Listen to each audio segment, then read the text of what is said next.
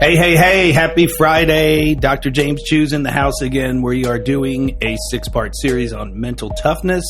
If there is such a thing, I think we're elaborating the title a little each time we go. Thanks, Ben, for showing up, and Chick-fil-A is on its way, Ben. Ben has no hat today, so we're looking at all the grease in his hair today. Nice oily hair. It's called shampoo, Ben. Might want to try it. All right. Dr. James Choo's in the house. Chewy? Hey. How are we? Good. I'm excited about this series. I've been... Thursday nights, I make sure that I don't take in any alcohol or carbohydrates or gluten. So I'm ready for this show. So I'm pumped up with it. All right. We have a special guest in here. This is how the Mental Toughness series started, with this gentleman that started with me 2 months ago from Michigan. His name is Joe. I call him Joe G. I want to call him Joe Girardi, but I don't think it's Girardi. But he has these like... If the viewers are watching on the YouTube, he has these Chuck Muncie, Eric Dickerson glasses on that are like Kareem Abdul-Jabbar goggles on that are really cool when he works out. But he's fit into the wood gym pretty cool. I mean, I think he's a wood gymmer guy. We'll see as time tells, right? Have more fails and successes in here. So, Joe, introduce yourself. Tell Dr. James Choo knows nothing about you, and tell the viewers and listeners who you are. Oh, okay. Well, my name is Joe Gilardi. My family and I moved down to the Knoxville area summer of 2020. I took a job down this way. I got 3 kids, 4, 6, and 8-year-old, 2 boys and a girl. And, you know, we're just really learning to live and adapt in the times that we're currently living in, and really enjoy the area. I'm really enjoying my experience working out at the wood gym.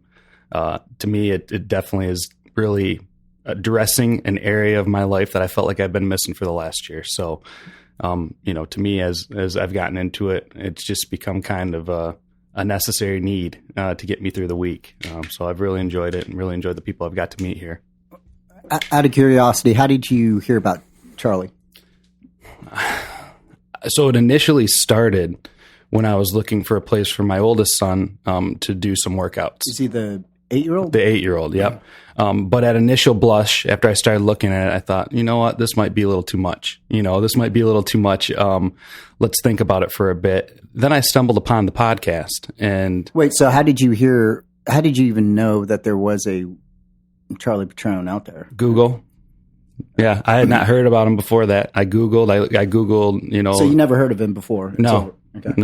No, I didn't have any idea. But when I started doing the Googling and necessarily didn't consider it to be maybe the right thing for my son right away, I started listening to the podcast, and I started working through the podcast.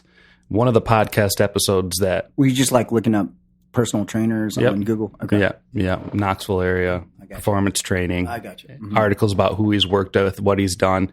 All of it, again, it seemed at first blush maybe to be too much for my son at this point in time, but it really appealed to me. You know, it appealed to me just on face value, because you walk into this place, looks like a pole barn, very unassuming, you know, not beautiful new machines. It's literally just what you need to get enough done. And then listening to the podcast, it just built upon that idea that, you know, it is certainly a place you can get a workout in, but it's not the tools in there that's going to make the workout. It's kind of really what you're doing when you're in there. What are you going to let yourself do? What are you going to push yourself to do? And as I started listening to the podcast, that theme was reoccurring. And, you know, Dave Marlowe was the podcast that to me made me want to come literally find Charlie when I heard Dave's story. Oh, okay. Yeah. So Dave's was a big reason why you got in here. If you don't mind me asking, how old are you? 40, just turned 40 this summer. Okay. All right.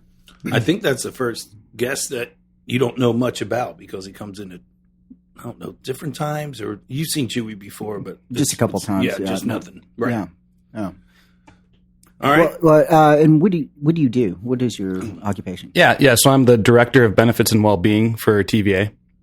So I manage all of the benefits programs that our employees are offered in their families, as well as any of the corporate well-being programs we do. And then in addition to that, I'm responsible for our medical staff. So given the type of work that we do, we have a large medical presence, and I oversee all of those functions at TVA. where did you go to university in Michigan? Tulane. So I did school at Tulane. I also did some education at Elma College, a small school in Michigan. That's really where I started my education, and I finished up with a master's degree from Western. So I kind of stumbled into benefits. I started off doing consulting work for benefit programs that employers ran for their people. And over time, it just kind of merged me getting into the corporate side of things. And do you play sports? Yeah, I grew up. I played basketball, ran track, played football. I ended up going on and playing Division III football at Elma College, a small college in Michigan, about 1,200 kids. But yeah, sports were an integral part of my life all the way through, from being a young kid up through college. So activity has always been important to me. But like I said, I started losing sight of that probably over the last 3 years. I mean, you could almost argue COVID was kind of my starting point of not recognizing, of me recognizing I'm not being nearly as active as I was. And I was feeling the consequences of that. Yeah. Physical, health-wise, everything? Mentally, yeah. Okay. That's a brief sketch. I just wanted to get a brief understanding. Chaz, what? You were the reason why we thought about mental toughness, right? Through your conversations with Charlie and concerns.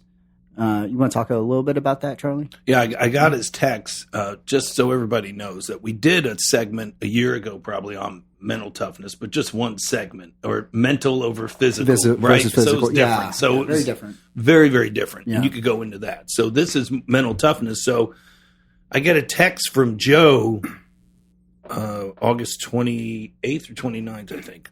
Bear with me. My eyes are going bad.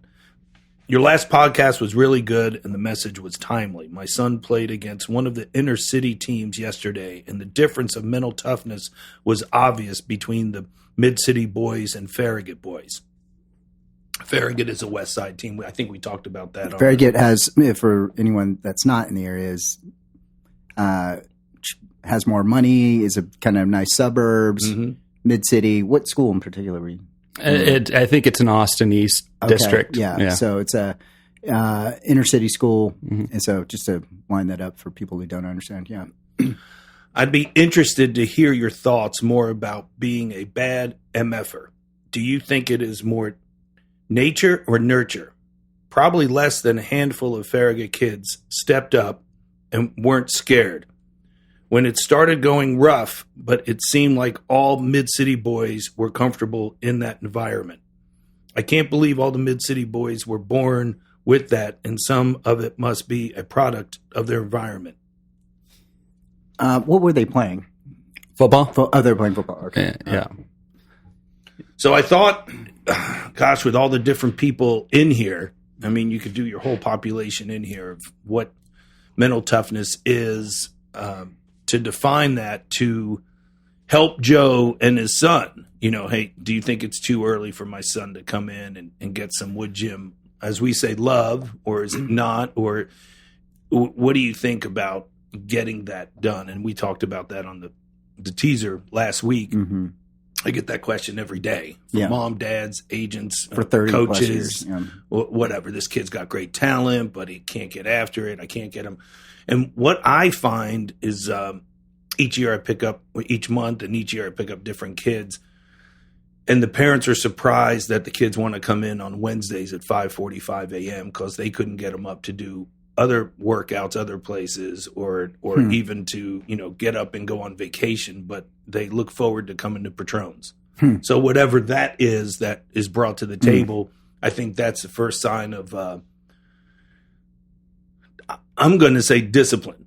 I'm going to say just wanting it to get up that early and looking at it as a gift, not a chore. Like I have to, I want to is the big difference. So big difference. So, we took that survey. I went through so many different people, even Ben, our producer, and got everybody's, and I didn't want to give it away of what I was thinking. So I just said, define mental toughness. And I've come up with so many different ones. So I think that's what we're trying to find. And you'd be amazed the feedback that I got on text messages from, Jimmy Haslam, who owns Pilot, Cleveland Browns, you name it, his to Akeith DeLong, first rounder, one of my first guys I ever trained in 91, linebacker with the 49ers, and it go on and on. Businessmen, normal men. So I think that's where we are of creating this mental toughness. And it spawned a lot of conversation between the two of us to try to define it. I mean, it went on for a while based off of what you had said. Now, I want to back up 1 second, though. You listened to Coach Frank Ippolito's interview, the boxing coach, and that's when this spurred some thoughts, and then watching your son play Austinese, right? So is that right? Is that how that triggered some thoughts in your mind? Yeah, I mean, it was really a chain of events. We saw what we did on Saturday on the field. The coaches stepped away. We talked about, it looks like they were mentally tougher. So later that day, I had taken my son down to our community pool, our neighborhood pool, and one of the other coaches on the team had his son down there.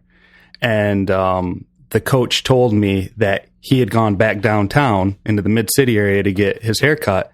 And 4 hours after our scrimmage, the team that we had scrimmaged was still in their pads out front selling potato chips for a fundraiser. So I'm sitting here trying to start to make some connections. I saw the mental toughness difference on the field. I looked at what I was doing, and I'm sure many other people, families on my team are doing. We probably came home, took a shower, had a nice lunch, maybe went swimming, played video games. And you got these kids that just mentally showed that they were tougher on the field out there doing a hard thing. What were you noticing on the field that was obvious to you that these kids were, that there was a difference? Yeah, I mean, there was a level of physicality that was different.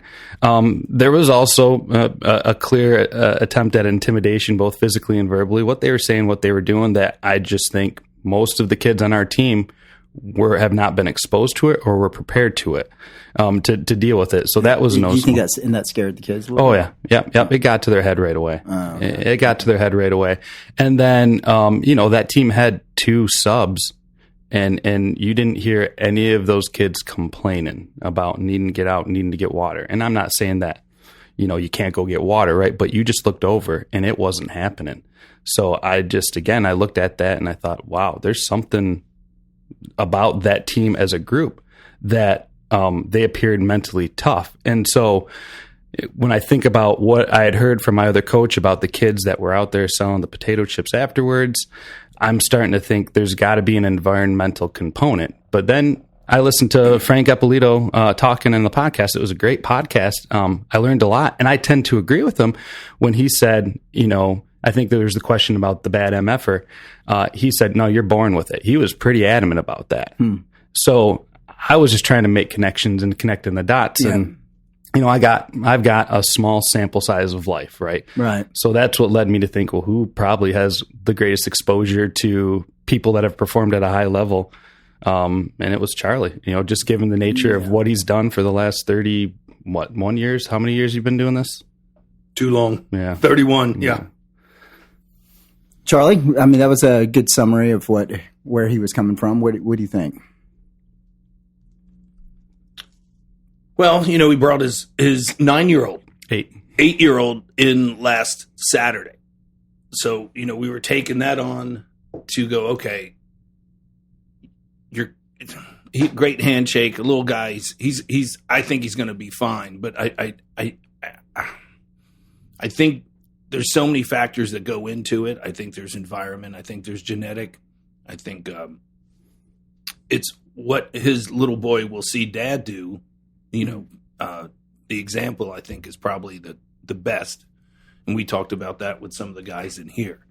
So I think he's going to be on course. I mean, this day and age, coddled is one of the things that everybody does. Mm-hmm.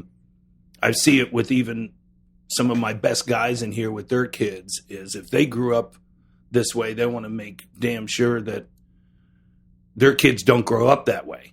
Mm-hmm. So they go to the other side of the spectrum swing it the other direction, that had a rough go at life. I'm guilty with my girls the same way. You Okay. know, I came up this way. You don't have to come up this way. So you know, you're going to find hard sooner or later. Yeah. You know, you're going to scrape your knees sooner or later. And like I said, dealing with all the stuff that we're doing, talking to different people, they're finding out that I wish I would have scraped my knees earlier than later, because now I'm in my mid-20s and I'm trying to figure it out of creating my own hard path. That's what I find out what a lot of people are starting to do is embracing hard and then creating this hard that they don't have to.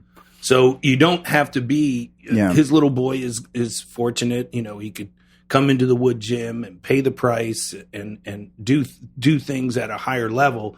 That doesn't mean that he's soft, and we take a Harrison Smith like that, but he's also driven, focused. And my personal first thing you have to have for mental toughness, even if there is mental toughness, I'm still not on the fence of that, is a positive attitude. Yeah.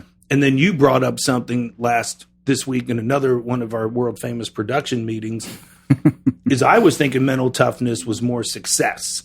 Look at the guy's success in their occupation. And then you brought it home this week and said, well, what about just life adversity? Yeah. And then because it's going to happen no matter what. Well, mental toughness is it's so wide. You talk about mental toughness and listening to Henry Rollins on Joe Rogan's podcast, and he's talking about people being mentally tough that work at Starbucks, that go off to 9 to 5. Yeah. He doesn't think he's mentally tough. He's in a roadie van and doing his things. And, you know, people also go, oh, wow, you're mentally tough because you wake up so early for 31 years and do what you do and all this. And it's something that I'd love to do. So how am I mentally tough? Yeah. How much... So I hear a lot of this because some of the things that you and I have talked about was the good fortune that a lot of the kids have that you train, right? And it's not all the kids, because I've seen some kids in here that weren't financially privileged, but. Let's be honest. Most are that come through here. Most, I'd say the majority. We're in a very privileged country. We all forget about that. How privileged we are to be in the most powerful material, wealth that the world has never seen before. The world has never seen before. We're living in the best times materially in the history of mankind in this country, if you're living in America, all right? And I think, health problems and issues in America is, we eat too much. The majority of people eat too much. Well, when has that been a problem in the history of the world, right?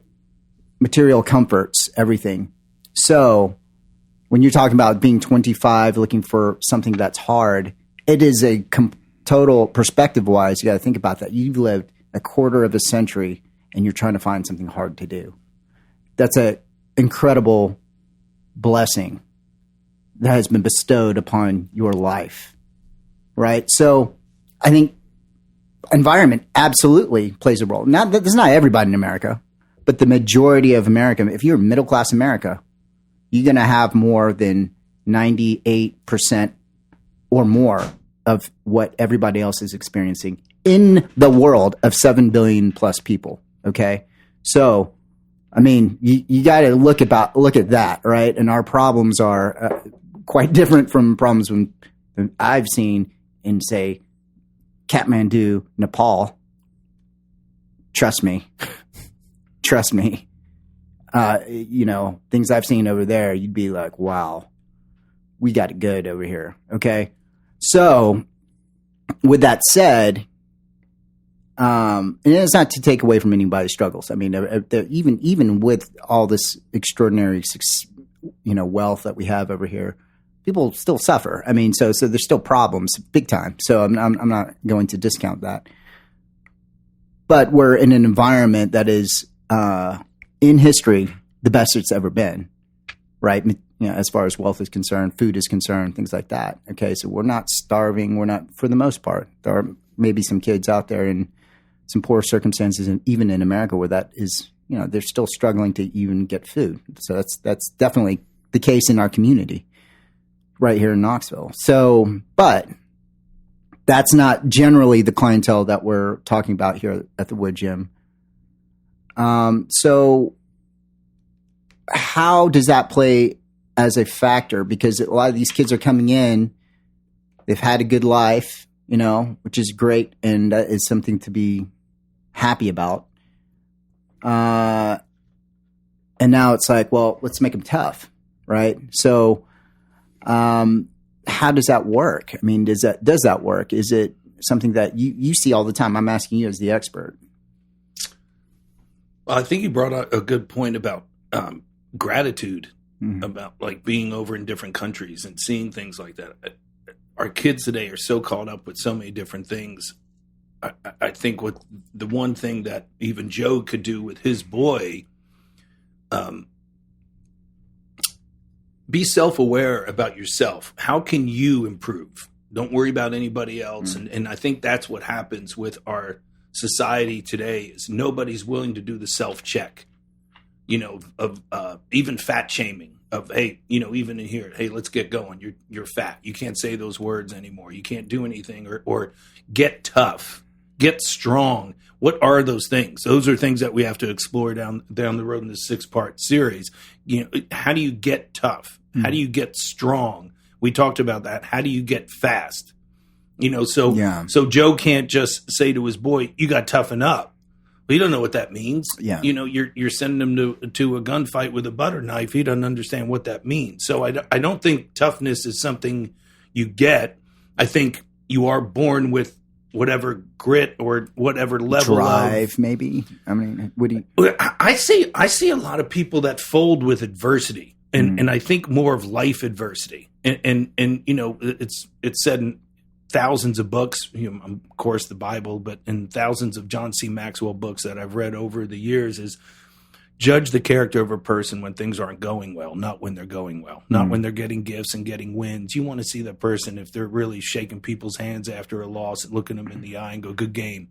Or admit the problem is we have to be so puffed up in our society now that nobody could go, man, I just got my ass handed to me. They can't say that. There's no humbleness anymore. It's always a humble brag, as Luke Hochaver says. One of my guys, one of my main guys is so. I think what happens is everybody looks at everybody else instead of looking inside themselves to figure out where they are and what they could change. Because I do think you could change. I don't think you're just born mentally tough or not mentally tough. And I think that's why people gravitate towards the Wood Gym, because it's hot in the summer at 120 in the turf room, and it's 20, 30 degrees in the winter. So that product of your environment. Where do you train? The Wood Gym. What did he say when he looked? What did Joe say when he was looking at the Wood Gym Patron? I don't think he's ready for it. Why? Is it too sparse? Is it too hard? Is it the Wood Gym? It's no nonsense. It's not pretty. I don't think so even he was doing what? Coddling his son. Of going, let's go here first and see what happens, instead of going, let's go the deep end, which that's the way they say I train. I throw people in the deep end first and see what they got, and then I pull them back. Yeah. But I hear that all the time from Joe. It's like, oh, he's not ready, so he's over here first, and then he'll come there when, he turns 13 or 14. He'll be there, and it's like, maybe a little too late if we're trying to develop some hardcore mental toughness, because the environment alone that his little man saw Saturday, they all get in the car and say the same thing. I loved it, and it was much harder to where I went the first time. Yeah. So what do you think about that, Joe? I think that makes a lot of sense. I would agree. It's when I first started coming here, I was thinking, whereas a parent, you can call it coddling, and I think it is coddling. You don't want to necessarily set your kid up to fail. And at an early point, when we first started, good luck, Joe. Right. Well, that's it. That's one of the things. That's $1 billion. Because we all have kids here. Mine are the oldest, and it's the same. It's It's hard to do. It's hard. Yeah, it's hard to do. Just to think about because it, you know, and I'm sure you go to your parents when I just don't have it. I mean, how many times have the three of us said that to our kids? I know yours are young, but I just don't have it. We have it. So how do we say the power of no? My parents said no because they were really poor. Yeah. We didn't have it. Yeah. The big difference. And I think that's what happens. Yeah. And, you know, you get rewarded for a treat or whatever, and everything's just it comes to you. right. Yeah. I mean, even Joe's boy at 9, you know, he's, son, do you know where you're going? Mm-hmm. You know, you're going to the wood gym. Do you know what it costs to come to the wood gym? Do you know who comes through? So you're getting whatever people want to say, the best of the best or whatever. You're already, there it is. You didn't have to work up to getting to the wood gym. You're already at the wood gym. Yeah. Yeah. No, and that's certainly, you know, to me though, what changed in the 2 months that I've been here is recognizing what he could gain from it. So the concern of failure went away really quick. Because I think as I started to recognize the value of him being here. And even last night when we were driving home from practice, I said, hey, I'm going to go talk tomorrow to Coach Charlie about the gym. And I said, why are you going to the wood gym? And he said, so I can get mentally tougher. I said, why do you want to get mentally tougher? And he said, so I can be ready for the tough things in life. And that's what it's about. I'm not here. He's not coming to get better at football or wrestling. You know, to me, the value that we're getting because we're so fortunate, we work out at a great gym. I feel like, and I heard the term adversity earlier, I feel like I'm trying to identify ways to manufacture adversity because he's not having to deal with adversity in his day to day. He's lucky enough that he does not have that adversity that the team that he was playing against has on a day to day business. We're lucky enough that we have the ability to manufacture it, whether it's through coming to the wood gym, hopping on our mountain bikes, going for a hard ride. Manufacturing adversity is where I landed on saying, I'm not setting them up to fail by bringing them here. Yeah. I'm getting them prepared. But that's a great point. Manufacturing adversity. Yeah. That's exactly, of course, Joe uses a great word for that. I just said that people are trying to make a hard life that they don't have to have a hard life. Yeah. You know, I'm witnessing that right in front of my eyeballs with people of manufacturing this hard life. Yeah. Yeah. I think, wow. That's really good. My question for Charlie then is, you have all ages here, right? So 8 is probably one of the younger ones that you have. Sure. You know, they don't get much younger than that. They really don't. No. You have some that are knocking on the door of 90, right? You know, and I know that training someone 90 is different than training someone who's 35, who's different from training an athlete at 22 who's trying to get to the league, who's different from training a Pro Bowler, who's different from training someone who's 13 trying to make the varsity squad. You got an 8-year-old. What do you do? Well, he's like Play-Doh. You know, he's like a piece of clay at 8 or 9. It's beautiful. You know, I think more kids should be coming through here for what Joe's saying. You just let is him. That too young, or is that about right? Is there such thing as too young? I don't know. Too young to move? No, because all the 8 and 9-year-olds are playing sports, so they're taking on. He's playing football, so he's running, jumping, collision. Yeah. Okay, it's not a hitting sport; it's a collision sport. All the soccer kids, all the basketball players, all the tennis. You think they're all playing? Yeah. You think all the tennis players start at 13 that are on the won the U.S. not. Open? No. So you could move. That's the big myth, and that's where the parents or coaches, mostly parents, will wait till puberty. It's ridiculous. You got to run and jump and move, and that's what they do. He was on the turf the whole time, and he was starting to understand his body, balance, coordination. You know, you have 6 planes to your body. I tried to work his sagittal plane, which is his left-right side of his body. That is huge. There are more things than the beauty of it is. It looks like he came in, and I guarantee you, he said it was hard. But the next thing he probably said is, "I really enjoyed it and had fun." Yeah, right. So you make it fun, or you just make a workout. and you're fun. The environment is always Fun. what it Yeah. is. I always set that up because I want it to always be an experience when you leave the wood gym. Yeah. So how much of fun and play is important for kids coming in? Because, I mean, I don't – do you grind them out?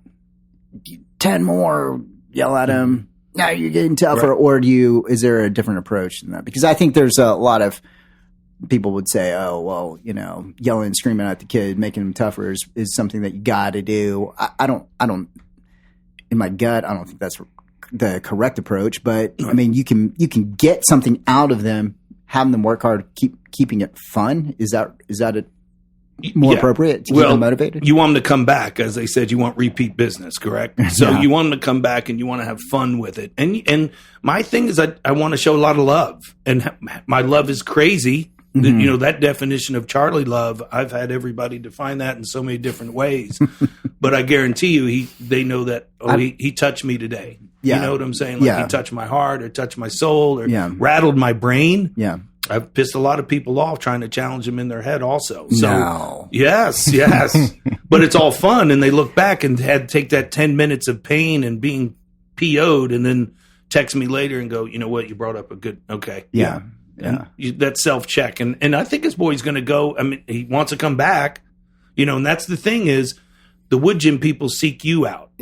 He called me, so it's like he's motivated. And we talked about that is I don't make somebody a wood gym Patron guy. They usually have that in them. Yeah. Just like when I went to my mentors, I found people like me. Yeah. And that's one of the interesting parts of why I was trying to figure out how did Joe figure this place out, because it's not obvious. So you have to really dig around, right? I mean, it's not like it's, on the Yelp review, number one, 4.5 star rating, it's, you had to dig around and you were looking for something. So there, like you said, it's a wood gym type person who seeks it out, comes in, puts some money on the table, finishes the workout, brings the kid in. I mean, that's different than just someone that is getting a membership at the local wherever. And then there's nothing wrong with that. I'm just saying, but that's different, right? That's a different drive, I would think. I'm hard to find. Yes. Yeah. I mean, from the wood gym, no sign, not advertised. It's hard to find, but it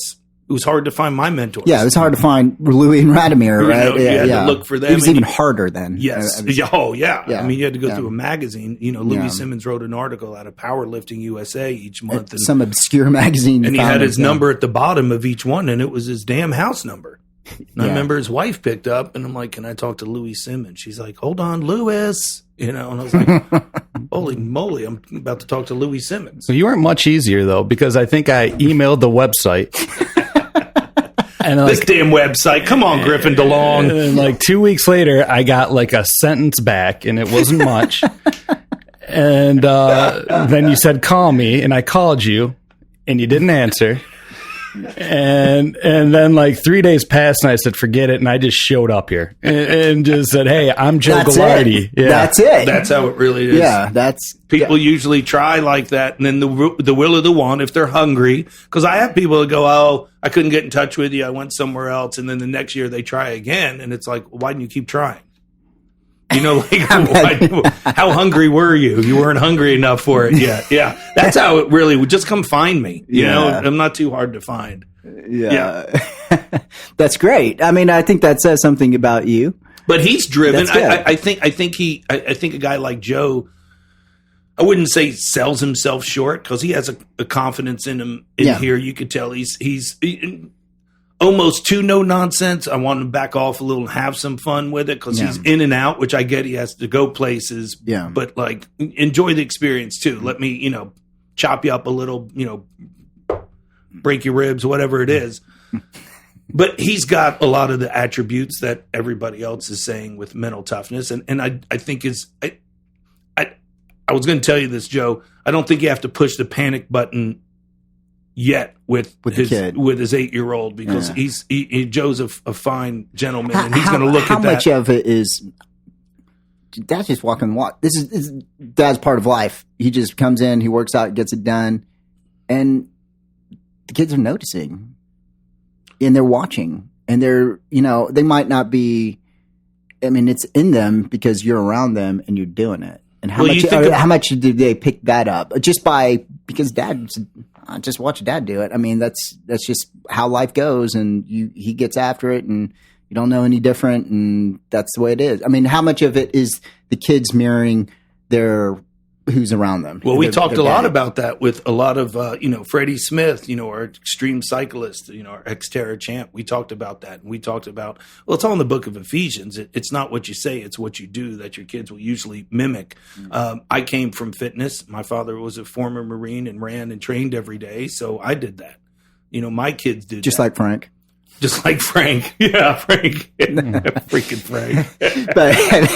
But so, I don't know your story with your parents of health and fitness, but most of the time it's something that you've seen. Yeah. It's not all of a sudden. So you go back to that. So, we channel these things, and I got a couple from people, the last 2 weeks I'd had everybody give me their mental toughness, and all these guys. So I'll read all. I got 3 or 4. Yeah. Ben, wake up over there. It's coming. Chick-fil-A's coming. I think she's riding a bicycle today, as usual. She has to oil the chain. Maybe got a flat tire. All right. Knowing this is from one of my clients, current client. Can I try to guess? Yes. Okay. It's going to be hard. I'll have to give you some clues. Okay. You know him. Knowing your own limitations and being cognitive enough to make your decisions without outside influence, a stronger EQ rather than IQ.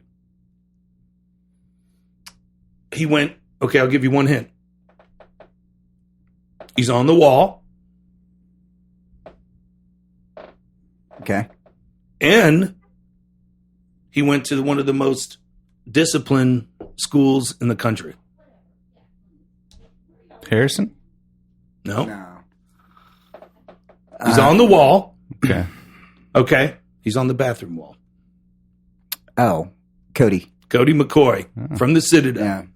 Okay. He's one of the most structured, disciplined gentlemen I know. Yeah. And he went, graduated from the Citadel. He's the one that started the Patron more tattoo. EQ than IQ. Right. Okay. Yeah. All right. Yeah. That's Cody. All right. Well, Cody also finished first in his class in Citadel, right? Oh, yeah. He's got the sword or the deal. Yeah. Yep. He gave me the sword. Yeah. It's in my home office. Badass. And, Gave you the sword? Yep. Holy Yeah. Wow. Well, man. All right. Okay. Here's another one. He comes in. He was on the podcast. Putting the task at hand ahead of everything else. Some people get mental toughness and being a bad ass mixed up. He's Italian. Had a great year this year with baseball. Was on the podcast. Nicky Delmonico. No? Close. UT. Coach? Oh, coach. His Tony. daddy. Okay. Tony his V. dad. Okay. Tony Vitello. So read that one more time. Okay. He had a great year. He's an Italian guy. Okay. I do like his. Putting the task at hand ahead of everything else. Some people get mental toughness and being a badass mixed up. Okay. Getting it done, basically. So get that task ahead, just get it done. Yeah. Yes. Okay. Yes. All right. This is a really interesting one. This is from my friend, the strength coach at UNC basketball. Okay. He sought me out probably 10, 12 years ago. Oh, I think I remember that. Same thing. Googled me, emailed me, and came in for a couple days just to see what I do. Okay. And he's known around the country as one of the best or the best basketball strength coach. I'd imagine at UNC.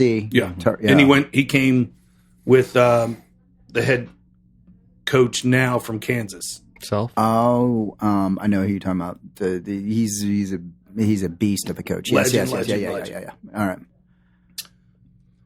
Jonas Saratian, UNC basketball strength coach. Testicular fortitude. Quotations. Having the physical, mental, spiritual skill set to handle adversity in a variety of conditions, environments, and circumstances. But do you see the common word that we're using with all that is adversity? Mm-hmm. And I do go back to that a lot. Is you got to judge somebody of when they're going through something, how they're handling it. And mine personally is positive attitude. Mm-hmm. You've got to know that there's the other side. Yeah. You have to believe that no matter what you're going through. And I think when you're tested at going through, you really see that's where you see your makeup is. And then we get Joe and I have had this dispute for a month since we've been talking about this, because I shortchange mental toughness and myself of mental toughness. I shortchange that because I just do what I do. Yeah. And then I think that is being mentally tough. I say that I challenge you on that because I'm like that, but that's part of it. That's part of it. You know, for sure. Joe overheard us talking one day about my father. Yeah. You know, burying him at 10:30 and then being back here at 1:30 from New Jersey to train people. And everybody's like, "How'd you do that, man? You had to be mentally tough." And I was like, "I'm not mentally tough." And then Joe always wants to debunk that and go, "I think you're selling yourself short on some mental toughness." But I never say I got to get mentally tough today. Right.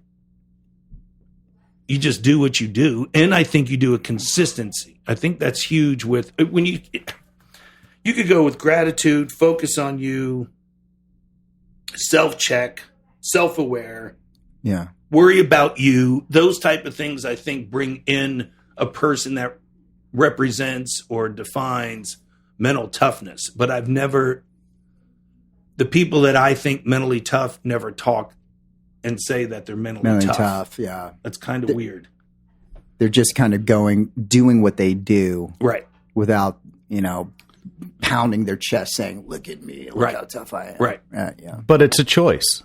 I mean, you chose to come back and train after your dad passed. There was a choice to not do that, and that would have been acceptable.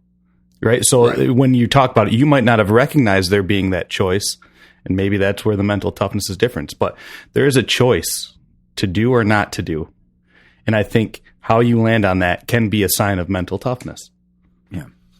I mean, I agree with it. I mean, he puts it in a good way. I agree with it. I just don't see it. Right.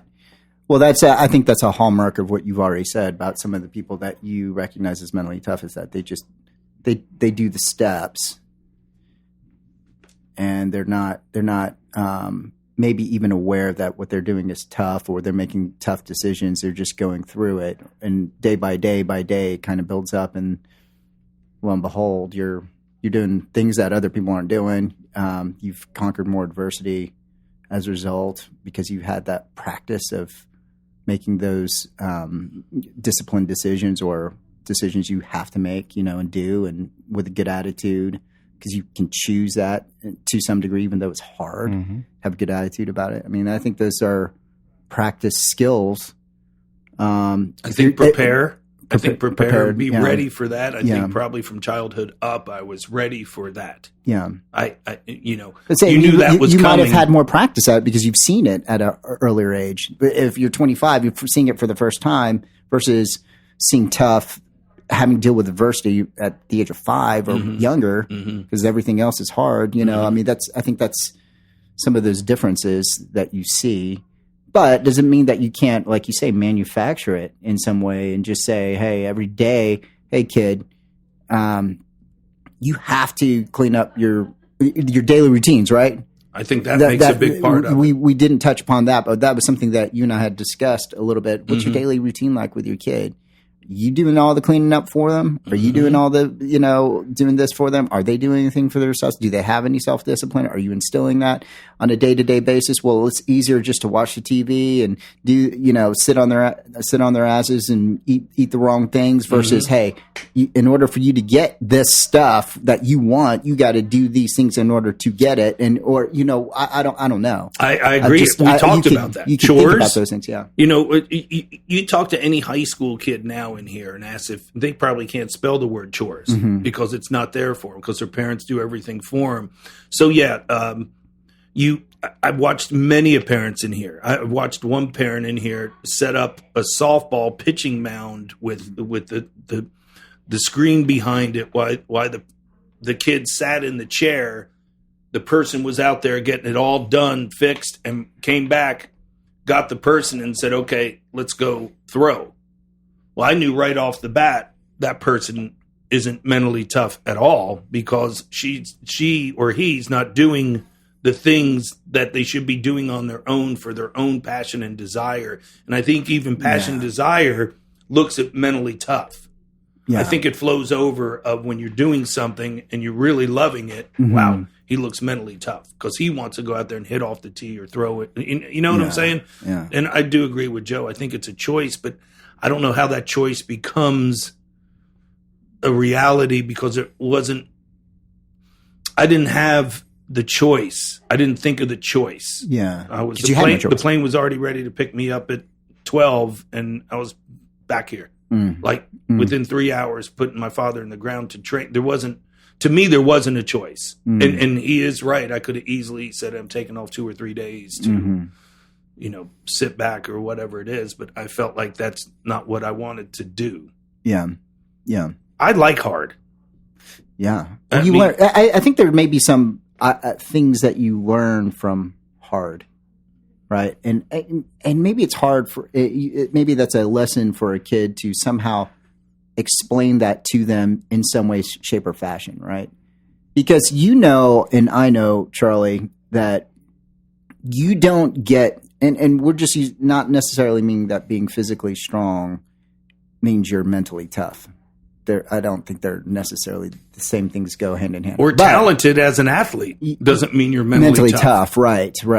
Now, but there are lessons to be learned just in the physical act of being here that are some lessons to be learned. You learn some things like this through adversity, like physical tough, doing things that are physically hard that you're not used to doing. What happens when you stress the body? You did something really hard today. You only did 2 push-ups, but that was really hard for you to do. They come back in the next time. It's just a very simple thought experiment. Okay, this may not how it works, but they did 3 push-ups. They did more. They're 50% better than what they were before, right? So, but in order for them to have achieved that, I'm thinking of an 8-year-old kid trying to explain that to them. You had to do something hard. You recovered and came back, and you were better, stronger. That's a very tangible thing to see. Doing physically hard stuff, there's something good on the other side of that, right? You did more push-ups this time, right?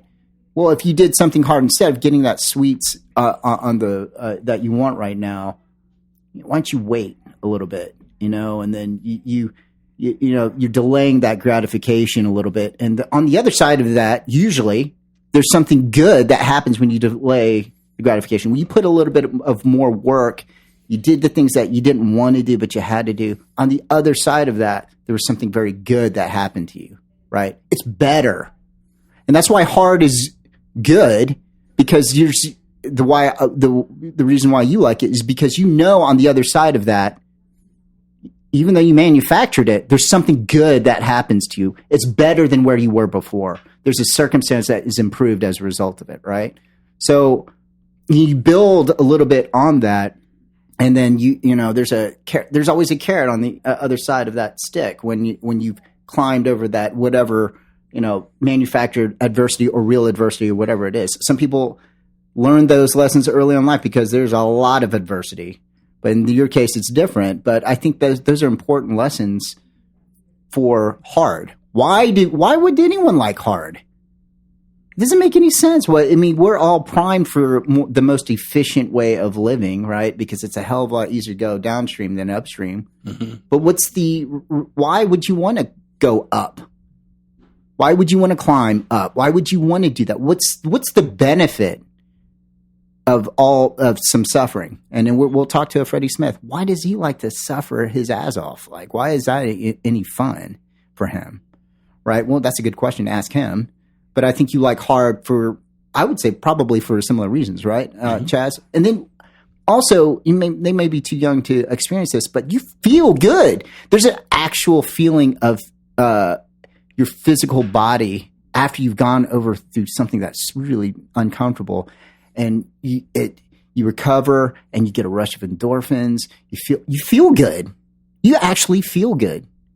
Beyond that, though, mentally, it is good because you push yourself mentally. That you stretched yourself mentally as a result, and that is good. There's a neuroscience behind this, right? So you can see in the portions of the brain that actually grow, even when you're older, that get stronger and more robust because you're able to control your emotions. Get stronger. There's things biologically that you can experience that are actually good as a result of doing hard things physically. Right? So there's a multitude of reasons why it's good and why you just gravitate towards it because you've had a lifetime of physical work and just living life and knowing that there's good on the other side of hard, right? But that's a good lesson for these kids. So any kid to learn is like delay that gratification, push through it. On the other side, it's better. Mm-hmm. It's better than where you are. Well, and I think Joe, his boy wanting to come back, he's already developing mental toughness, and he might not even be aware, right? I mean, that's that because he's 8. So, but if he told his father, I don't like that place, I don't want to go back, then you go through the questionnaire of why don't you like it, and then you go through that. But for him wanting to come back, he's got some inner MFer in him that Joe was like, already the test was there. Wow, he wants to come back. He doesn't want to go to Chuck E. Cheese on Saturday morning. He wants to come to the wood chip. So I think that's a start of somebody coming back, not coming back. Because I see that we talked about the failures to the successes on the walls. Well, I've had more people not stay with me than stay with me. Yeah. I've had more. I'm really good at a lot of failures. Yeah. Right. Does that make sense? Yeah. Like, it's not going to work, but I can't adjust what I'm doing or what I'm trying to get out there. So that person may not be mentally tough for this place. Yeah. Doesn't have, we have air and heat, but we don't use it, but it has it. But he doesn't have air conditioning. The temperature is not right. Yeah. Okay. We talk about life because we see that. We talked about the book I was writing. Give me an hour and I'll tell you everything about you. Well, if somebody's already complaining about the temperature, how much adversity have they been through? How much suffering have they been through? And how much do they want to run from? It comes to this. And you're either going to run to it or run away from it. Yeah. And I choose to run to it. Yeah. If you said, here's easy here. I mean, we all know this. It's all biblical is how we feel when we work. We're designed to work. So when we buy something and it's our hard-earned money, we feel good about that. Yeah. When you go through a workout and finish it, I know 1 through 10 and I got all 4 rounds. You feel good about that. You don't feel good when you have to cut it short. Yeah. You don't feel the same. So you just lowered yourself down. Is confidence is mental toughness. Yeah. So you look at that and go, I'm prepared. And honestly, we go back to my father. He prepared me for that. Yeah. That day that would come. And then it really tested me. It was like, wow. He did some things that I didn't even know he was doing when he was on Earth, and he did it.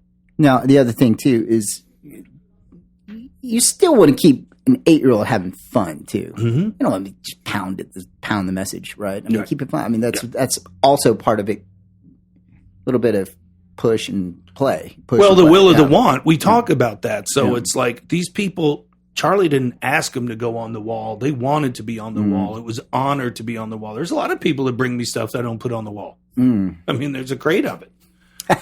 Thanks, but no. It has to mean something. It has to have a story behind it. And it's usually a hard story, and most of the time it is. Yeah. Joe, what do you think? What we're gabbing about over here?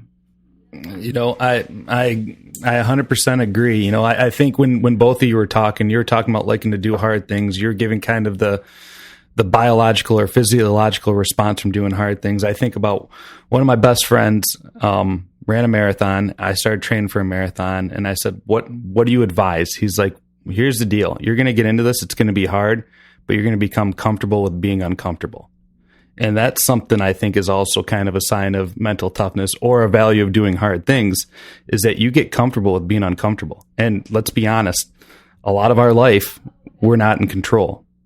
That brings a degree of uncomfortableness. And I think doing hard things, pushing yourself, helps get you comfortable with dealing with what that means. So I like that. Yeah. I like that a lot. Okay. I guess we'll wrap up with Joe's last statement of Yeah, being uncomfortable. And hard can be fun. Mm-hmm. You know, if you choose hard or easy, I'm most of the time going to go, man, let's do the hard things. Man, that hill's hard to bike today. Let's do it. Let's see where I poop out. Mm-hmm. You know, let me see where I go to my knees. And I think that's what it's also exposure. Yeah. People don't want to be exposed for the weaknesses or vulnerabilities, but show me a weak man, I'll show you a strong man. Show me a vulnerable man, I'll show you a strong man. I don't want anybody walk in here with their chest puffed up, because if, guns and bullets go flying, they're going to be on their knees and they're not going to be ready to fight the good fight.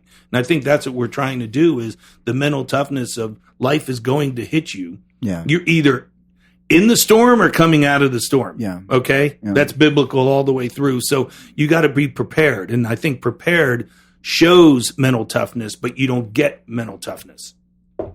Perfect. Wonderful. Right? I love Joe, it. thanks so much. You're welcome. I mean, you started this whole thing with your text with your boy, and we got 5 more parts. It could be longer with the people we get out on as our guests, and it'll be awesome. But I'm going to say one thing is, I don't think there's anybody mentally tougher in this gym than Dr. James Choo for what he's done. Oh, no. And that's a pure compliment of and he could talk to you. He was talking real quick about that.